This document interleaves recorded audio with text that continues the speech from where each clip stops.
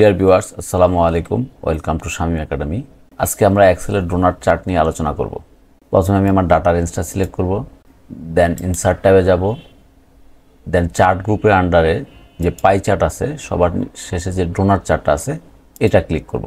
এটা ক্লিক করার পর এটা যে লেভেলগুলো আছে চার্ট এলিমেন্ট, এগুলো আমরা সবগুলো আনচেক করে দিব।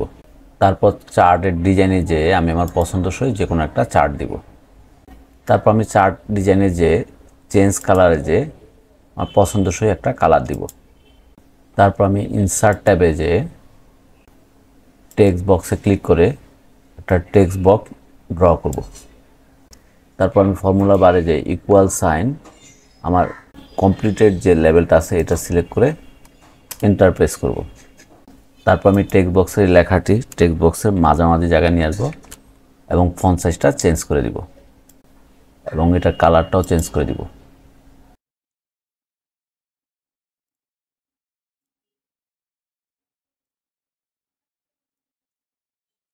এবার দেখেন বন্ধুরা, লেভেল চেঞ্জ করার সাথে সাথে আমার চার্টটা কত সুন্দর চেঞ্জ হয়ে যাচ্ছে।